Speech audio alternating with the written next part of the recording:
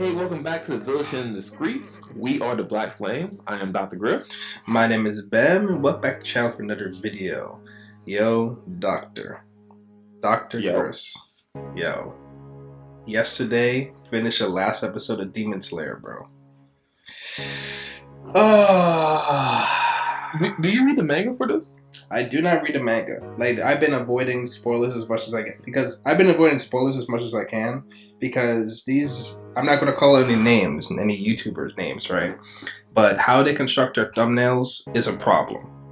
It's a real big concern. It's got to be a movement to change this because it's like you literally put these scenes that and you know when they say an image speaks 1,000 words.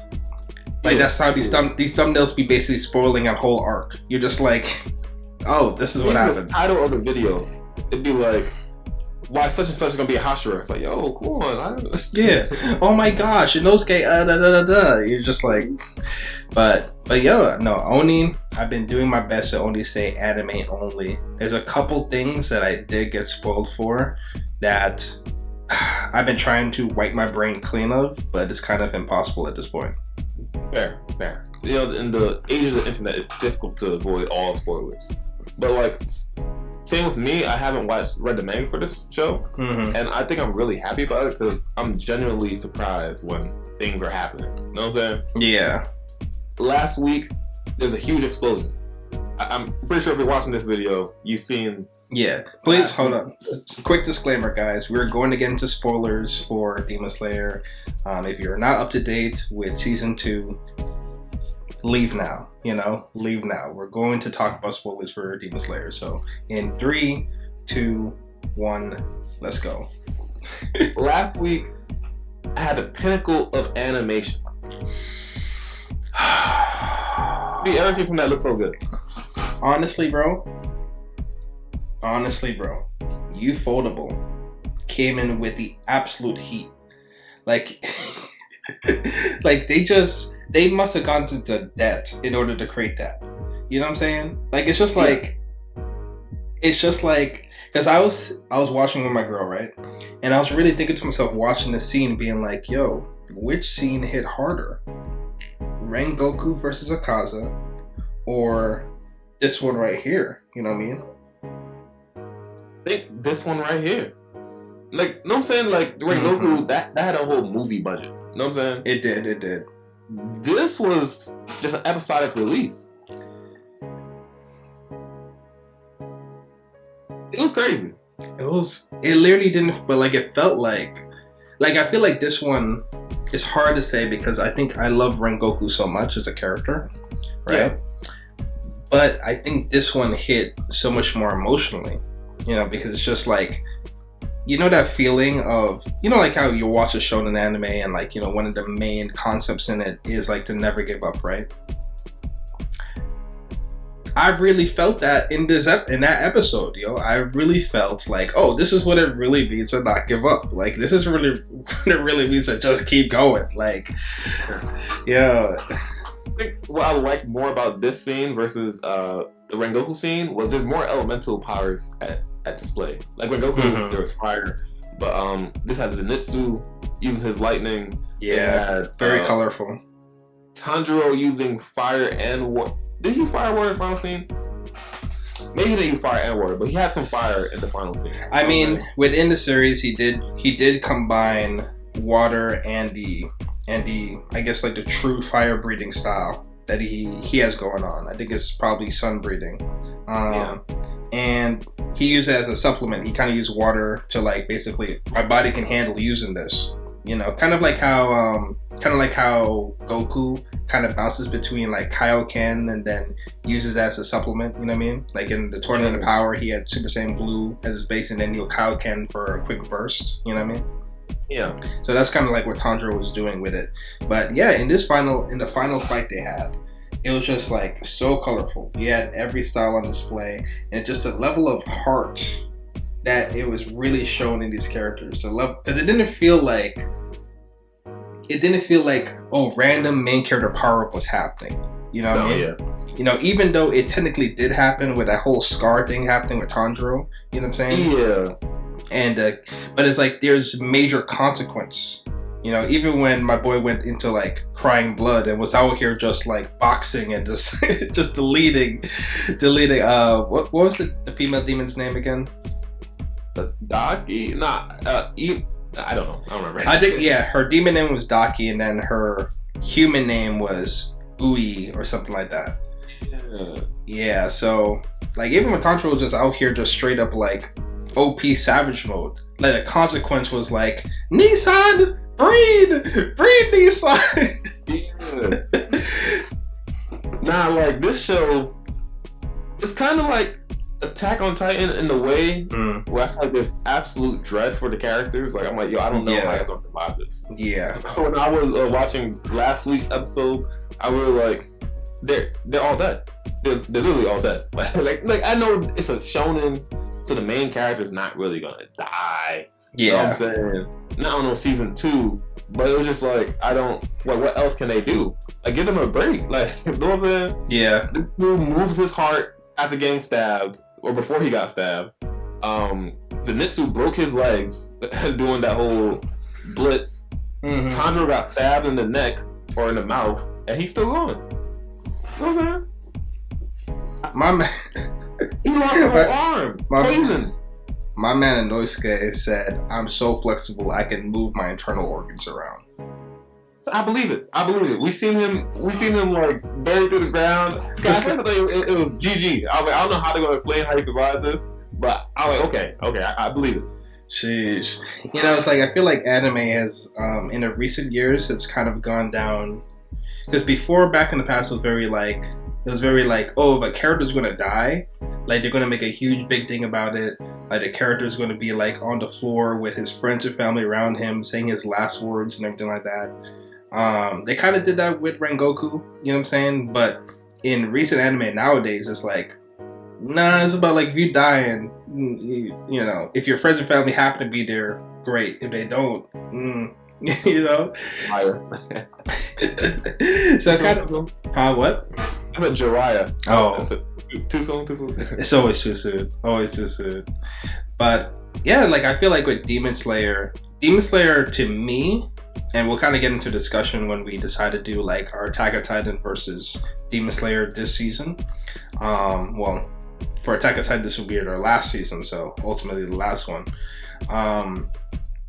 That feeling of dread you were mentioning, like I feel that way more with Demon Slayer. I feel that way more because it's just like I really thought the Sound Hashira, Tenzin, I think it's Tenzin or Tengen, Flashy. I thought he was done. I thought he was going to be like, oh, we defeated the demons, but this is a cost. You know what I mean? Like, I die. Someone gotta die. Like, it's like... Yeah. Like, a lot of people died this episode, but no one we are, like, going to remember. You know what I mean? Fair. I was concerned that, like, every time they show a Hashira, they're going to die. You know what I'm saying? Like, Rengoku, Tenjin lost his arm, poisoned. I'm like, damn. If you're a Hashira in the show, you ain't making it out. Yeah. So I was delighted to see this episode. He's giving his final words, and no one's listening to him. Once no one's listening to his final words, like, okay, he alright. He gonna be alright. Yo, I was like, yo, is this how you die? But like, yo, I don't know how I feel about. No, I respect it. I respect it with the Nezuko thing because I was watching the last episode, and then I was watching with my girl, and she was like, Nezuko, man, that's cheating. Nezuko doing that's cheating. I'm like, we need a little cheating. You know what I'm saying? We need to cheat a little bit, okay? We need some cheating. We've been playing it fair for too dang long. We need some cheating now, okay? Fair. Yo. It's not like he grew his arm back. You know what I'm saying? If he grew his arm back, like, yeah, he's still over for a Hashira. He can't really do much. You know what I'm saying? I'm happy he's still alive with his 3 wives. I mean, he's gonna be living well. He's Gucci. Yo, who's your random question? Out of his 3 wives, which one is like your favorite? Which one you like the best in it? Funniest is the one that's like the crying all the time. Yeah, she's funny. You know what I'm saying? Would I marry her? Probably not. But like, yeah. But she adds some levity to the show. So I appreciate that. You know what I'm saying? Because it always looks like Tengen definitely has his main one that he relies on the most. The one that came in with the kunais, and then the other two are kind of just. I think there for entertainment, probably just for a different flavor. But his main one, if he had to pick one, right, that was probably his first one. Yeah, if he got to pick one, he's like, yo, you came with the kunais when I was about to die. I needed those. So the other two, I was like, where y'all at? Yeah, shout out to him because like, shout out to her, the kunais, because when Tanjiro headbutted that guy. And he didn't get back up. I was like, come on, yo. Y'all, that's some... His head can't be that strong. Yeah. But I was like, okay, that makes sense. I'm like, what is Tanjiro's head made out of, yo? I feel like we're about to hear some backstory about, like... Actually, Tanjiro's head is made from neutron blades. Because at a young age, he had a surgery where he had to implant the metal into his head. Because it's just like, his head just be a problem for everybody. Because Tanjiro's got. It said in one of the like funny endings that he inherits his head from his mom. Yes. So it's not even have anything to do with like the whole sun breeding ancestry.com energy going on here. So it seems like totally random thing, totally random. You know, maybe it's just one of those things that like, hey, you know, it's like not only. You know, it's not like a main character level thing. It's more like sometimes you'll just have some random people in the world that have these unique things that they just don't do anything with. You know? I mean, he is literally hard-headed. And, like, you know, both his fingers got broken. Yo. Out here. That thing. Touch. I think that's a code. Oh, man. That guy, what was the villain name? The Upper Six? Dang. Yeah, we're getting old, yo. We're our friends' names. Gurataya? I'm not. It's not. That's not the name. We'll just call it. We'll just call him Upper Six. We'll call him Upper Six. Yeah. The guy with the scythe. Yeah. When he was talking to Tanjiro, he was like, "Yeah, you know, you can't protect your sister. You're so weak. I pity you." That he broke his fingers. I was like, "Yo, come on, man." It was looking bad. Yeah. It was looking horrendous. And then Tanjiro started running away with the box. I said, wow, he really about running to leave his friends? I was like, he ain't really about running to leave his friends. I was like, maybe, I don't know, yo. I'd be like, I would say the average person definitely would. For sure. The average person definitely would. But I don't show the main character. That's right. That's not showing the main character behavior. That's a fact. That's a shonen side character, showing the Usopp.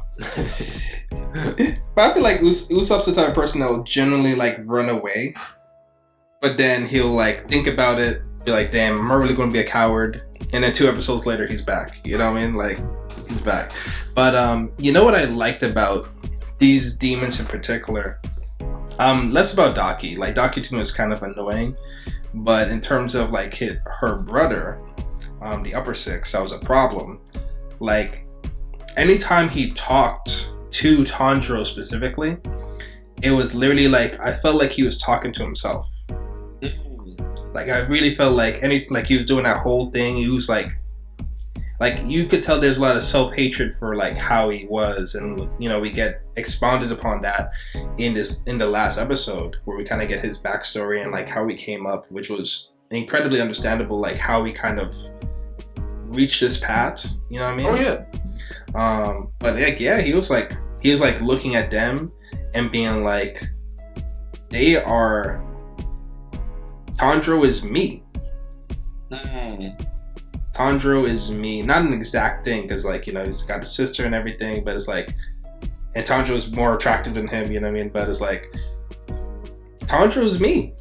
And so even when he offered that thing of like, yo, I'll turn you into a demon too, you know what I'm saying? It's like, I think he genuinely was like, yo, let's be friends. It'll be a toxic ass friendship, 100%. Like, I could see him just slicing out Tanjiro's leg just for funsies, just walking around, just be like, you know. But we're back. but yeah, I could like anytime he talked to Tanjiro, definitely felt him. Like when he talked to the Sound Hashira, you know, like Mr. Swag and Flashy Pants himself, there was definitely resentment and envy associated with it, because he's like, basically it's like, yo, you're kind of the opposite of me. Yeah. You're super attractive. You got 3 wives. He doesn't know this, but he was royalty. My man was like the leader of, or like the brother of the leader of the ninja clan that they had. So it's like he had everything that he didn't have, so total resentment on that part. But Tanjiro is like, damn, you're me. You're me. Yeah. It's like, I feel like he thought he killed Inosuke. You know what I'm saying? Yeah. I feel like he thought he killed, or the sound guy was gonna die. I feel like these were two things he thought. But Tanjiro, he was like, I'm gonna play around with him. You know what I'm saying? I'm torturing him, maybe get him to my side. Yeah. But, how do you feel about the last episode? I personally, with Demon Slayer, I have very little interest in getting invested in these demons once we've bodied them. But time and time again, Demon Slayer does a really amazing job of getting me invested in these characters. You know what I mean? It's like giving them these backstories that absolutely make sense. And I really do enjoy that. I kind of get that same energy with My Hero, where villains or like evil characters, you can kind of get a vibe of like, oh, you're not, it's like you're not like just this pure evil cartoon villain. It's like something happened in your life that told you this is the best way of moving. And I feel like especially with the demons, is like kind of, you have two layers with the demons. You have that constant compulsion to eat humans that like over time, especially over centuries, would make you dissociate from ever being human, because you can't, like, if you see like you're eating something, you can't think of yourself as that thing if you're constantly like eating it and taking its life away, right? So you have that level. And then two, you apparently, whenever you turn to a demon, you kind of lose memories of who you were before. And I don't know if that's just an overtime thing, but it seems like there's like kind of like a shadow of yourself, like how this demon in particular, his main weapon was the sights, and that was his main thing he used before, but he even remember his sister's real name. You know what I mean? Yeah. And I think also the people who become demons are really down bad. They're down horrendous. Yeah. In that last episode. Yeah, I ain't gonna hold you. I was a little disappointed. First it said 45 minutes. Then it was like 32 minutes. I said, come on, y'all. Come on. I used to have commercials. Yeah. Last time you commercial while watching the anime. So I was thinking 45 minutes, but 32. And it did spend most of the time showing the backstory of the demons. It was kind of sad. It was extremely sad, actually. Their backstories were extremely sad. Yeah, even if you go back to Rui from season 1, it's like same kind of sadness about it. Like, this is just this very sick kid that was out here struggling, and then Musan came through saying like, hey, I'll give you eternal life and heal you up, but then didn't mention. And even Rui, in that backstory, Rui was like doing his best as a little kid, trying to fight those compulsions to like eat people. He'd even eat his family.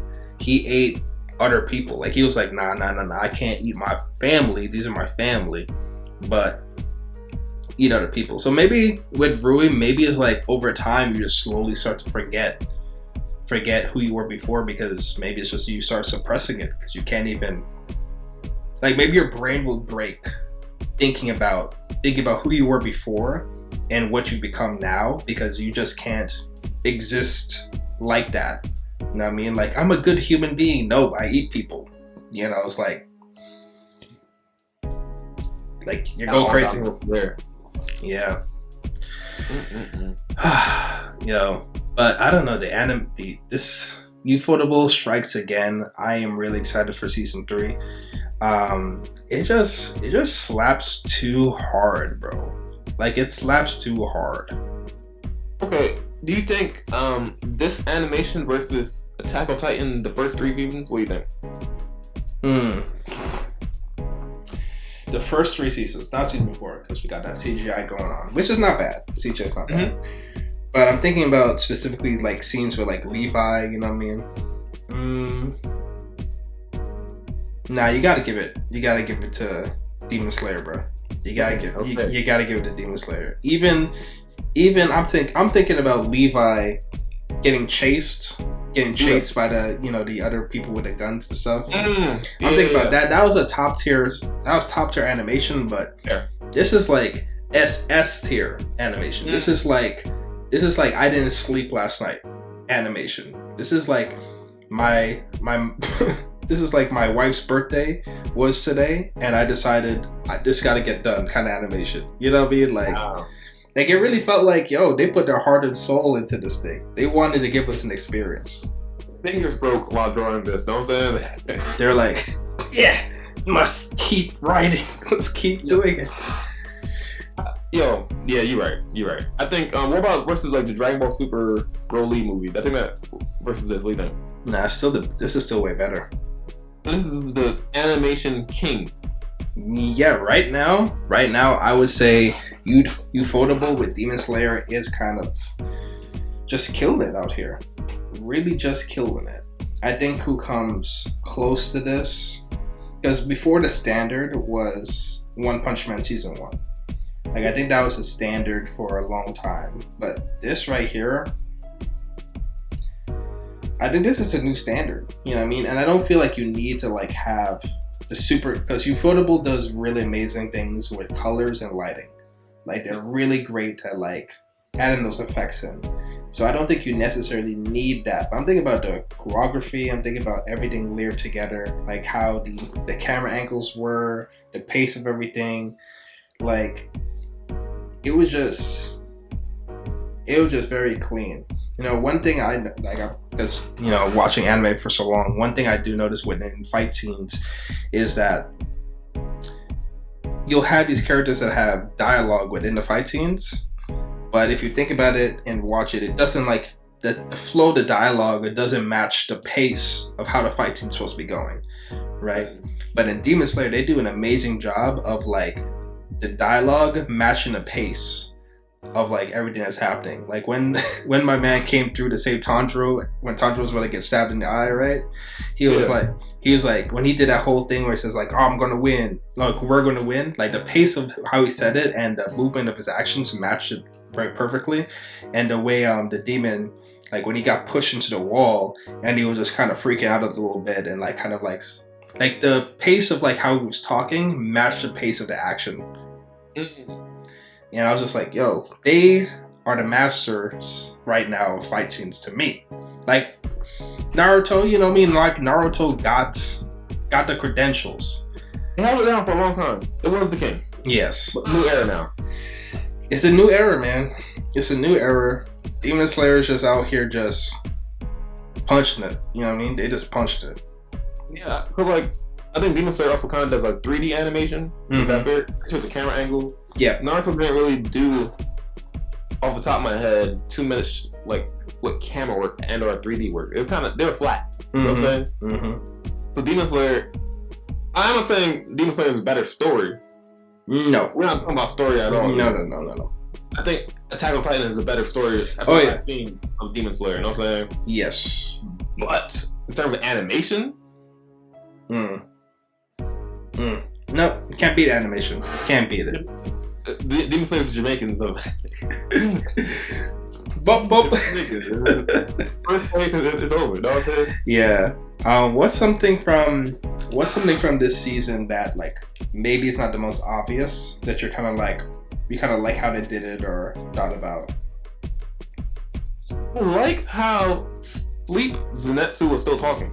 It's kind of weird. Yeah, it's kind of weird seeing him wake up like, oh my god, my legs, what happened? What did I do? Yeah. It's like, my legs are broken. What happened to me? I don't know how long they're gonna keep that gag for. Like, when will he do this and be awake? I don't know. True. I mean, it's kind of cool because it's like, I feel like some of the coolest parts of anime is when there's a character that has that change, like Goku doing Super Saiyan for the first time, or Naruto going demon mode. You know what I'm saying? Yeah. But those are always cool. Him just being asleep isn't as cool, but it's still kind of cool. You know what I'm saying? It kind of like, to me, it kind of distills the very concept of what that shift or transformation stands for with the shonen with Zenitsu. It's kind of like, you are asleep, right? So like, how I always, or like how I've come to like think about power-ups or transformations in anime nowadays, it feels like it, and this might be too deep, I might be like pushing it, right? But it feels like it taps within that desire for a lot of people to kind of like, oh, I'm dealing with this problem, I don't know how to overcome it, I just need something to get this thing over with. And it kind of eliminates that feeling of working hard. So it's like when you get that switch, it's like you get an instant solution.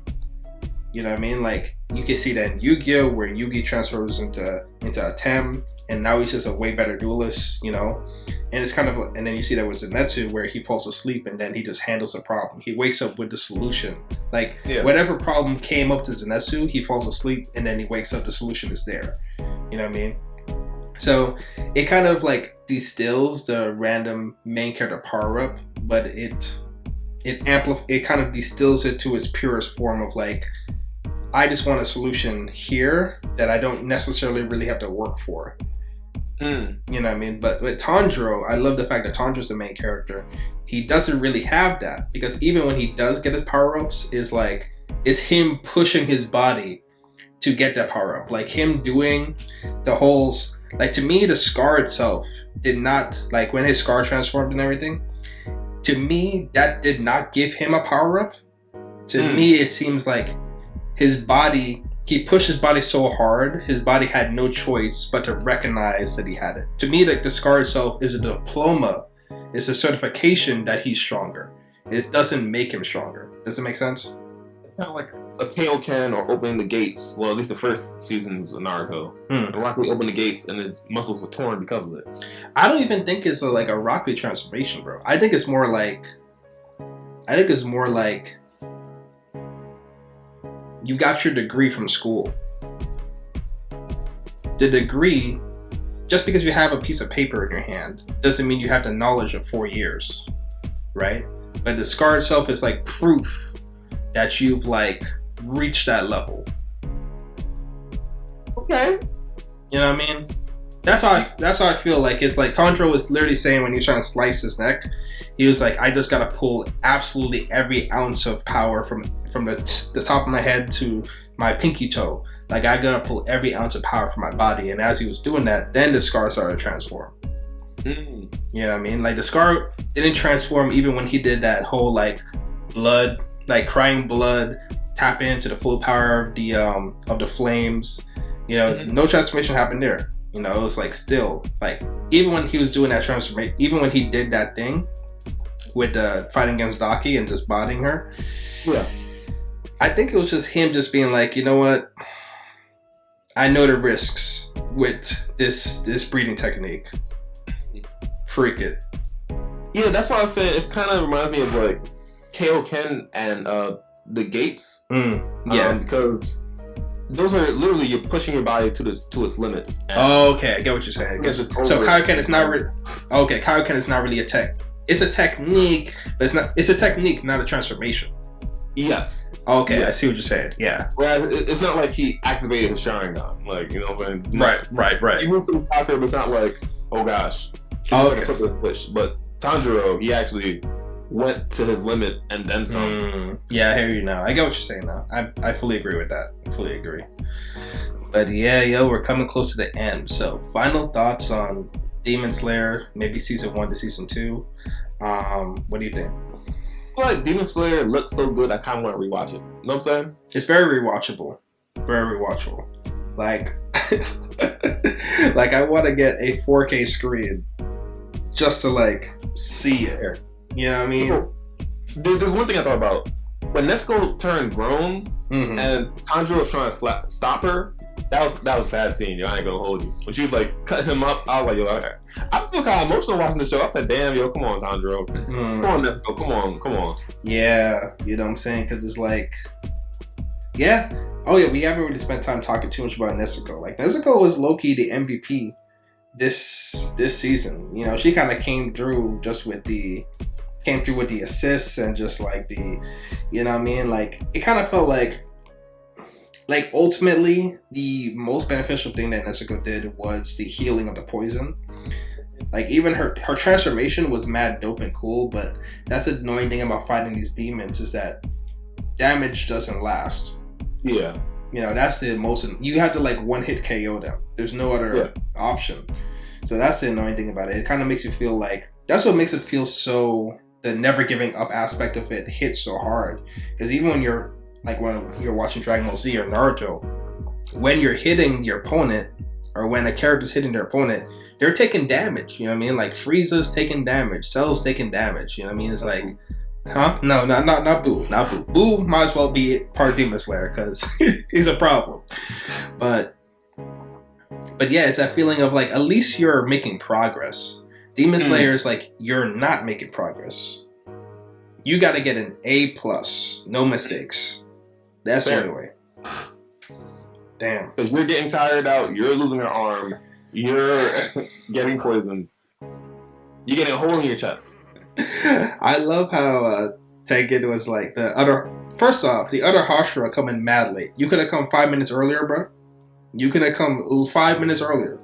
You could have come before I lost my hand. You could have come like 10 minutes earlier, bro. It's fucking heavy. Like, oh, you lost a lower 6. Like, okay. I'll be like, bro, how many upper moons did you kill? Oh wait. He was fucking heavy. I'm like, but it took you that long to get here. You know what I'm saying? Yo, budget Orochimaru head ass trying to tell me. I said, yo, Orochimaru, you really gonna disrespect a guy like this? So, it was only a lower 6 and you lost this badly. Like, yo, who are you fighting? Nigga, I would. So, but I love how Tekken was like, I'm retiring. he said, hey, I did enough. Listen, I took out an upper 6. That hasn't been done ever. So, I'm Blind guy was having a stroke about that. Blind guy was having a stroke about that. Don't say he was hyped. Yeah. Also, it kind of looks like he was like has a similar kind of that poison effect going on his body. So maybe Nezuko can do something about that. You know what I mean? Maybe. Yeah. Hopefully. But yeah, I was just going back to Nezuko. It just felt like even though she had her big up transformation and like was just like playing with Daki at that point, it was just like it didn't ultimately matter because it's just like you give them like a minute, they're already back to where they're supposed to be at. It kind of expedited the whole fight. Because she kept Tanjiro alive. Right, true. Beat Daki, and the Sound Hashira was able to get to them, and then he one-shotted her, and then the brother appeared. You know what I'm saying? Yeah. So it kind of was when the brother appeared. I ain't gonna hold you. I was shocked. I was shook. I was like, "What's happening here? I was like, "What the heck is that?" I was like, first off, I was like my level of freaking out about Daki's head, like her not disintegrating, was on the same level as Tengen. Like when it first happened, I was like, alright, she upper moon, so it probably may take a little bit longer. You know what I'm saying, for her to disintegrate and for her backstory to play. And I'm like, why is she still talking? Like, yes, I hear you. Wait, why is she still talking? Tengen's like, yo, you're still here? Pass on already. What are you doing? Oh, man. So this season, what do you give it?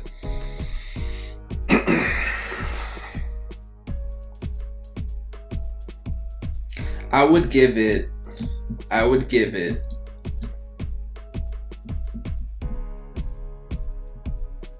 a solid 9 out of 10. 9 out of 10.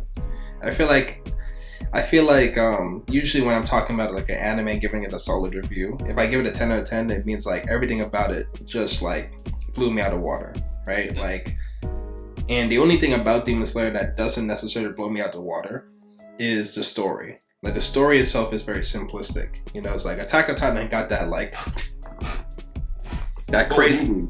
Yeah, it's got that crazy story that just puts it way beyond everything, But when it comes to Demon Slayer, if Demon Slayer's animation was like kind of like Attack on Titan, I always give it like a 7 out of 10.